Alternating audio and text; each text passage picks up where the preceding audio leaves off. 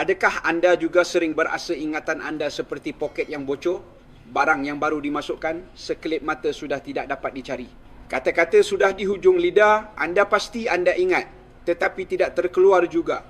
Adakah perasaan itu membuatkan anda cemas dan marah? Pergi ke pasar pagi atau pasar raya hendak membeli 5 barang, tetapi bila sampai di rumah baru tersedar 2 barang paling penting terlupa dibeli. Baru sebentar tadi letak cermin mata atau kunci kereta, apabila berpaling sahaja sudah mati akal tidak ingat letak di mana. Lebih menakutkan lagi, kadangkala apabila berbual dengan kawan lama, namanya sudah bermain di bibir tetapi entah kenapa tidak dapat dipanggil keluar, menjadikan keadaan sangat kekok. Jika anda mengalami situasi-situasi ini, hari ini saya ingin memberitahu anda satu fakta yang mengejutkan, malah mungkin mengubah segala persepsi anda sebelum ini. Ini sebenarnya bukanlah sekadar gejala penuaan dan jauh sekali daripada penyakit Alzheimer atau nyanyuk yang sering ditakuti ramai. Anda telah lama tertipu. Punca sebenar adalah tabiat gaya hidup yang salah yang anda percayai selama berpuluh tahun. Hari ini saya akan mendedahkan rahsia ini untuk anda melalui seorang pakar neurologi berwibawa, Dr. Abdul Rahman, yang telah berkhidmat lebih 40 tahun dan kini berusia 85 tahun, namun tindak balas otaknya lebih pantas daripada orang muda. Beliau telah merumuskan pengalaman klinikal seumur hidupnya menjadi satu set kaedah saintifik yang tidak memerlukan ubat, tiada kesan sampingan, tetapi mampu melakukan keajaiban memulihkan ingatan anda dalam masa beberapa minggu sahaja. Kaedah ini telah membantu beribu-ribu pesakit mendapatkan semula ingatan mereka yang dicuri. Adakah anda sudah bersedia? Mari kita kembalikan keremajaan otak bersama-sama. Sebentar sebelum kita masuk ke topik utama, jika anda prihatin tentang kesihatan anda, sila tekan butang subscribe saluran Kembara Sihatku dan aktifkan loceng notifikasi kerana di sini kami membincangkan kebenaran yang jarang dibicarakan orang lain. Saya juga ingin tahu jika anda sudi bersama saya dalam perjalanan ini. Jika anda sedang menonton video ini dan turut merasai masalah yang sama, sila type 1 di ruangan komen. Jika tidak, type kosong. Jika anda juga terganggu dengan penyakit yang serupa, sila tinggalkan komen dan saya akan cuba sedaya upaya untuk menjawab soalan anda. Baiklah, mari kita teruskan. Ramai rakan mungkin berfikir, alahai, dah tua ni biasalah ingatan makin lemah kan. Umur saya dah 50-an, 60-an, mana mungkin ingatan setanding orang muda. Inilah mitos pertama dan terbesar yang kita perlu pecahkan hari ini. Dr. Abdul Rahman berulang kali menegaskan bahawa umur bukanlah punca mutlak kemerosotan ingatan. Beliau menggelar penurunan ingatan yang biasa berlaku ini sebagai penuaan palsu otak. Apa itu penuaan palsu? Saya gunakan satu metafora yang mudah anda faham. Otak kita ibarat sebuah komputer super dengan tetapan kilang yang terbaik dan prestasi yang sangat hebat. Tetapi jika komputer ini bekalan kuasa elektriknya tidak stabil sejak sekian lama dan voltannya turun naik, bolehkah ia berfungsi dengan baik? Ini ibarat kualiti tidur kita yang buruk. Jika kipas penyejuk komputer ini rosak, suhu CPU menjadi terlalu tinggi dan asyik mengeluarkan amaran panas, adakah ia akan menjadi perlahan atau hang? Ini ibarat kita yang sentiasa berada dalam tekanan kronik. Dan jika setiap hari anda memuat turun perisian yang tidak diketahui puncanya ke dalam komputer ini, memasukkan banyak sampah dan virus, masihkah ia boleh beroperasi dengan laju? Ini ibarat pemakanan salah yang kita ambil setiap hari. Lihat, komputer itu sendiri tidak rosak, tetapi cara penggunaan anda yang bermasalah. Otak kita juga begitu. Fungsi asalnya sihat. Cuma ia dibebani oleh tabiat-tabiat salah ini yang menjadikannya kelihatan seperti sudah tua dan rosak, walhal itu hanyalah satu ilusi. Dr. Abdul Rahman pernah berkongsi satu kes yang sangat memberi kesan kepadanya. Seorang wanita bernama Puan Siti, baru berusia 55 tahun dan merupakan seorang guru sekolah rendah. Asalnya prestasi kerjanya sangat cemerlang, tetapi pada satu ketika beliau mendapati ingatannya merosot dengan teruk. Semasa mengajar, beliau tiba-tiba lupa apa yang hendak diajar seterusnya. Semasa mesyuarat, sebaik sahaja guru besar selesai bercakap, fikirannya menjadi kosong. Apa yang paling menakutkan beliau ialah, pernah sekali beliau memandu ke pasar untuk membeli sayur. Selesai membeli belah, beliau tiba-tiba tidak ingat langsung jalan untuk pulang ke rumah semasa berada di tempat letak kereta. Ketakutan itu membuatkan beliau tidak dapat tidur malam. Beliau senyap-senyap pergi ke hospital membuat pemeriksaan kerana takut dirinya menghidap demensia. Walaupun ahli keluarga tidak berkata apa-apa, pandangan mata mereka yang risau menusuk hatinya seperti jarum. Beliau berasa hidupnya sudah musnah. Kemudian beliau bertemu dengan Dr. Abdul Rahman Doktor memberitahu beliau, Puan Siti, Puan bukan sakit, otak Puan cuma terlalu penat dan digunakan dengan cara yang salah. Ia sedang memprotes kepada Puan. Mengikut bimbingan Dr. Abdul Rahman, Puan Siti tidak makan sebiji ubat pun, hanya mengubah gaya hidupnya secara menyeluruh. Teka apa yang berlaku? Dalam masa 3 bulan sahaja, keajaiban berlaku. Puan Siti bukan sahaja tidak lagi lupa semasa mengajar dan fikirannya menjadi jelas, malah beliau belajar menyunting video menggunakan telefon pintar dan membuat panggilan video dengan kawan-kawan lebih hebat daripada orang muda. Wajahnya berseri-seri seolah-olah muda 20 tahun. Beliau berkata, saya bukan sahaja mendapat semula ingatan tetapi juga keyakinan dan harapan terhadap kehidupan. Kisah Puan Siti memberikan kita satu pengajaran yang amat penting. Otak anda jauh lebih hebat daripada yang anda bayangkan. Ia mempunyai keupayaan pemulihan diri yang menakjubkan. Kuncinya ialah anda mesti memberikan nutrisi dan persekitaran yang betul. Dan kaedah ini adalah apa yang Dr. Abdul Rahman simpulkan sebagai 5 langkah pemulihan ingatan. Seterusnya, sila ambil kertas dan pen atau simpan video ini kerana setiap perkataan di bawah mungkin mengubah kualiti hidup separuh masa kedua anda. Langkah pertama, dan ini dianggap oleh Dr. Abdul Rahman sebagai yang paling asas dan kritikal kerana jika anda tidak tidur dengan baik, usaha lain tidak akan berkesan sepenuhnya. Anda yang sedang menonton video ini, adakah anda juga lama dibelenggu masalah tidur? Jika ya, beritahu saya di ruangan komen pukul berapa biasanya anda tidur. Ramai orang ingat tidur cukup 8 jam sudah memadai. Salah. Kuncinya bukan berapa lama anda baring di atas katil, tetapi berapa tinggi kualiti tidur gelombang perlahan slow wave sleep anda. Apa tu tidur gelombang perlahan? Bayangkan ia sebagai pasukan pembersihan mendalam khas untuk otak kita pada waktu malam. Apabila kita bekerja, belajar dan berfikir pada waktu siang, otak akan menghasilkan banyak sisa metabolik sama seperti sebuah bandar yang menghasilkan banyak sampah dalam sehari. Jika sampah-sampah ini tidak dibersihkan segera, ia akan bertimbun di dalam otak, menghalang penghantaran isyarat saraf, membuatkan anda rasa pening, lambat bertindak balas dan ingatan merosot pada keesokan harinya. Pasukan pembersihan ini hanya keluar bekerja semasa fasa tidur gelombang perlahan. Ia akan menyusun kepingan memori harian, memindahkan maklumat berguna seperti lagu yang baru anda belajar atau nama kawan baharu dari kawasan memori jangka pendek yang tidak stabil ke kawasan memori jangka panjang yang kukuh, ibarat menyimpan fail penting. Pada masa yang sama, ia membuang memori sampah yang tidak berguna.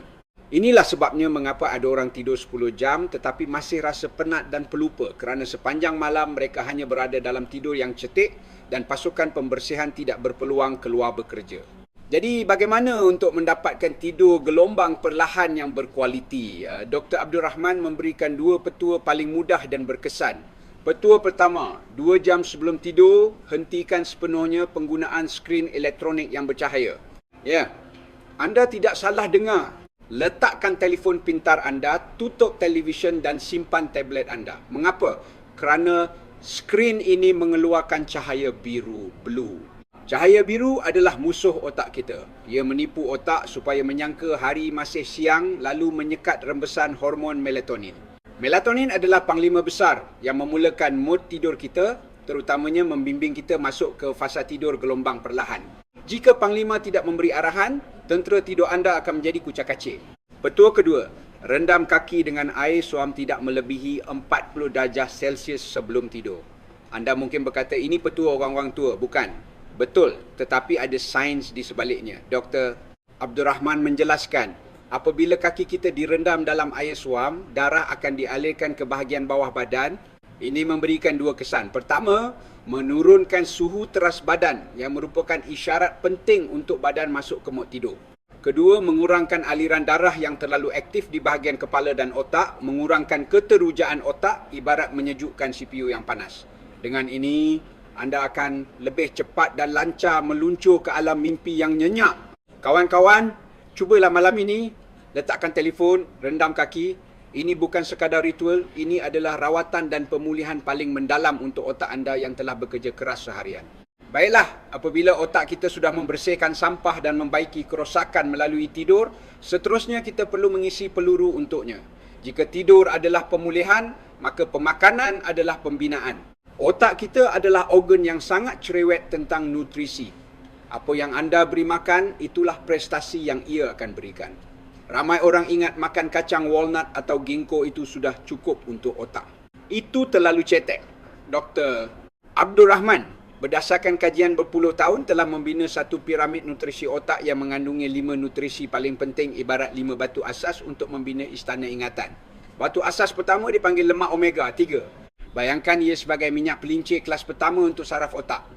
60% daripada otak kita adalah lemak dan omega 3 adalah komponen paling penting dalam membran sel otak. Omega 3 yang mencukupi membolehkan isyarat saraf dihantar dengan lebih laju dan lancar, seperti meletakkan minyak pada gear yang berkarat. Di mana nak cari?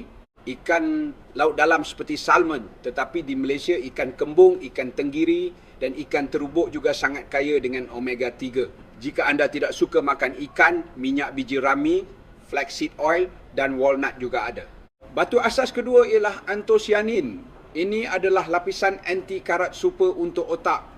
Proses metabolisme badan menghasilkan radikal bebas yang jahat yang menyerang sel kita dan menyebabkan keradangan serta penuaan pengoksidaan. Kerana otak menggunakan banyak oksigen, ia adalah sasaran utama serangan ini. Antosianin adalah antioksidan kuat yang melindungi otak daripada berkarat. Makanan apa yang ada antosianin? Cari yang berwarna terang, beri biru, blueberry, strawberry, mulberry dan juga ubi keledek ungu adalah gedung antosianin. Batu asas ketiga, kurkumin. Jika antosianin adalah anti karat, kurkumin adalah ubat anti radang yang kuat untuk otak. Banyak kajian mendapati keradangan tahap rendah di otak adalah punca utama kemerosotan ingatan. Kurkumin mempunyai keupayaan anti radang yang sangat kuat dan boleh menembusi halangan darah otak untuk bertindak terus pada otak.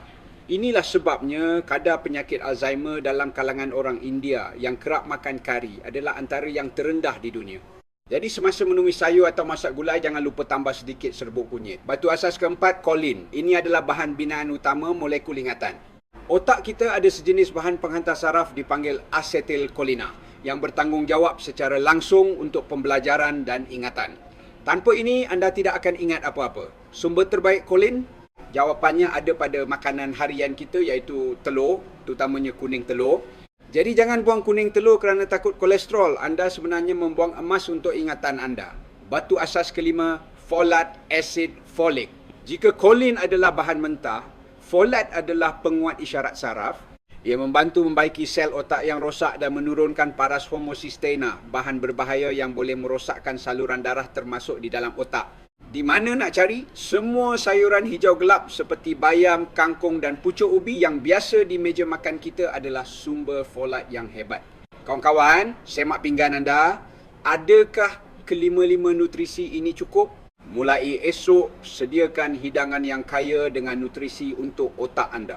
Sekarang otak kita sudah cukup makan dan rehat. Tetapi kalau hanya makan dan tidak bergerak, kesannya masih terhad. Langkah ketiga ini adalah rahsia emas untuk mengaktifkan otak yang sedang tidur. Ramai orang berjoging, berenang atau mendaki bukit untuk kesihatan. Itu bagus untuk badan. Tetapi Dr. Abdul Rahman menunjukkan bahawa untuk mengaktifkan otak secara khusus bagi meningkatkan ingatan, ada sejenis senaman yang lebih mudah dan efisien yang dipanggil gimnastik otak. Yang paling best, ia tidak perlukan padang atau peralatan, hanya 5 minit sehari. Rahsia senaman ini terletak pada mod silang cross lateral. Apa maksudnya? Maksudnya membiarkan tangan kanan menyentuh kaki kiri dan tangan kiri menyentuh kaki kanan. Mengapa pergerakan yang melintasi garisan tengah badan ini penting? Otak kita terbahagi kepada otak kiri dan otak kanan, disambungkan oleh jambatan saraf yang dipanggil corpus callosum. Otak kiri jaga logik dan bahasa, otak kanan jaga gambar dan kreativiti. Biasanya kita banyak buat kerja yang didominasi sebelah otak sahaja. Pergerakan silang memaksa otak kiri dan kanan diaktifkan serentak dan bekerjasama rapat. Proses ini seperti latihan intensif untuk jambatan penghubung tersebut, menjadikan penghantaran isyarat lebih banyak dan pantas. Saintis mendapati senaman ini merangsang penghasilan BDNF, Brain Derived Neurotrophic Factor, yang digelar baja ajaib otak, merangsang pertumbuhan neuron baru. Dr. Abdul Rahman mengesyorkan 2 gerakan klasik. Gerakan pertama, silang lutut. Berdiri tegak, angkat lutut kanan perlahan-lahan sambil siku kiri menyentuhnya.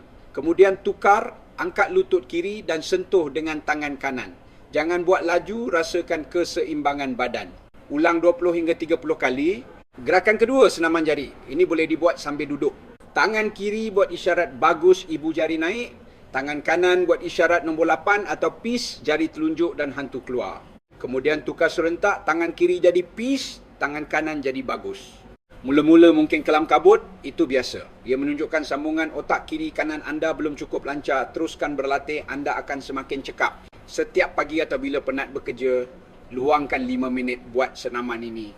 Ia bukan sekadar regangan, ia adalah proses reboot untuk otak anda. Jika anda sudah amalkan 3 langkah tadi, tahniah, otak anda sudah ada asas yang kukuh.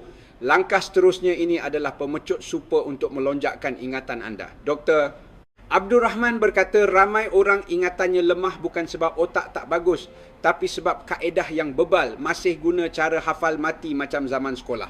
Otak ada cara ingatan yang ia suka. Di sini saya kongsikan 4 teknik ingatan berkesan. Pertama, kaedah loci atau istana ingatan. Bunyinya susah tapi sebenarnya sangat mudah. Ia mengaitkan apa yang nak diingat dengan ruang yang sangat anda kenal.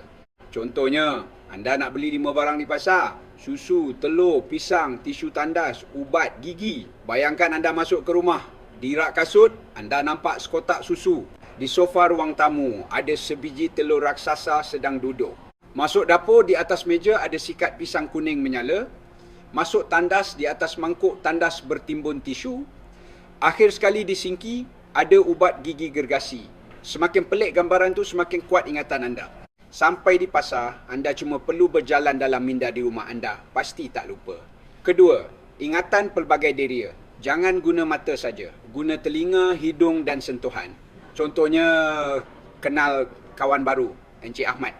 Jangan tengok kad nama saja. Tengok mukanya. Sebut namanya kuat-kuat.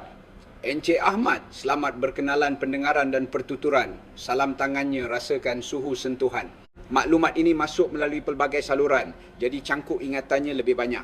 Ketiga, pengulangan berkala. Ini senjata sains melawan lupa. Pakar psikologi Jerman Ebbinghaus mendapati kita lupa sangat cepat pada permulaan. Jadi ulang kaji mesti kena pada masanya. Doktor Abdul Rahman cadangkan, selepas belajar sesuatu baru, imbas kembali selepas 1 jam, sebelum tidur, keesokan hari dan seminggu kemudian. Ia akan jadi memori jangka panjang. Keempat, pengukuhan sambungan saraf.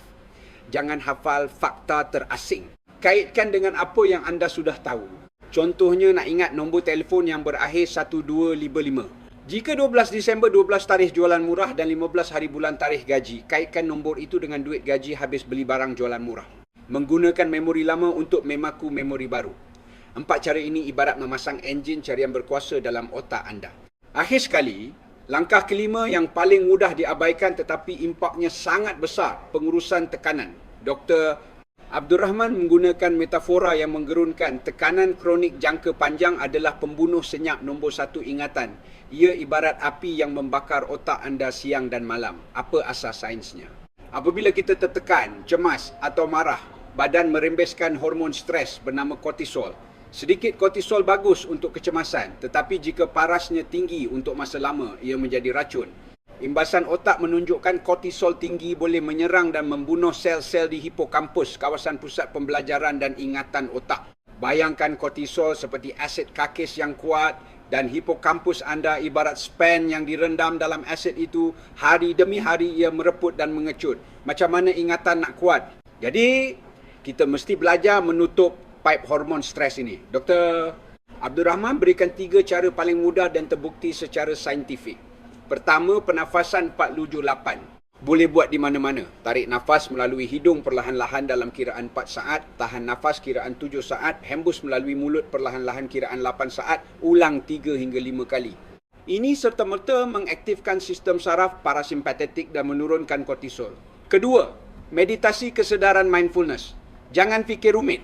Cukup duduk diam 5-10 minit sehari. Jangan buat apa-apa, cuma rasakan nafas anda masuk dan keluar. Kalau fikiran melayang, tak apa. Cuma perhatikan dan bawa semula perhatian ke nafas. Ini melatih fokus otak. Ketiga, dekati alam semula jadi. Ini ubat percuma. Kajian sahkan hanya 20 minit seminggu di taman rekreasi, hutan lipo atau pantai boleh menurunkan kortisol dengan ketara. Dengar bunyi burung, bau tanah, rasa angin. Ini menggunakan kuasa alam untuk memulihkan saraf yang tegang. Kawan-kawan, Jangan anggap tekanan perkara kecil, ia sedang mencuri kesihatan dan ingatan anda dalam diam. Baiklah, kita telah pelajari sepenuhnya 5 langkah pemulihan ingatan oleh Dr. Abdul Rahman. Baiki tidur, optimumkan diet, aktifkan otak, teknik ingatan efisien dan urus tekanan. Sila ingat konsep paling penting hari ini, kemerosotan ingatan anda benar-benar bukan kerana anda tua, tetapi boleh dipulihkan sepenuhnya melalui kaedah saintifik. Kuncinya ialah gabungan ilmu dan tindakan. Saya sering berkata, otak anda mempunyai keplastikan plasticity yang menakjubkan. Ia bukan batu yang menjadi usang dimakan zaman. Ia lebih seperti taman bunga yang penuh potensi. Dulu mungkin anda biarkan ia dipenuhi lalang kerana tidak tahu caranya. Tetapi mulai hari ini, anda tahu bagaimana menyiram, membaja dan memangkasnya. Asalkan anda rajin mengusahakannya, ia pasti akan berbunga semula. Saya tahu susah nak ubah semua tabiat sekaligus. Jadi Dr. Abdul Rahman cadangkan mulakan dengan 3 perkara kecil ini. Pertama, mulai malam ini letakkan telefon jauh dari capaian anda sejam sebelum tidur. Kedua, esok pagi lepas bangun, luangkan 5 minit buat senaman silang lutut. Ketiga, tambah sebiji telur yang berkhasiat dalam sarapan anda esok. Mula dengan 3 perkara kecil ini, anda akan dapati perubahan tidaklah begitu sukar.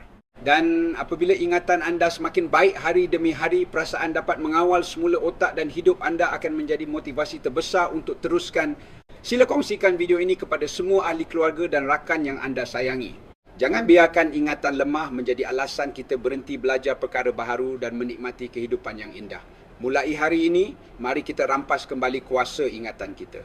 Saya doakan setiap rakan yang sedang menonton video ini memiliki otak yang jelas, tajam dan bertenaga muda, belajar sampai ke tua, ceria sampai ke tua. Kita jumpa di video seterusnya di saluran Kembara Sihatku.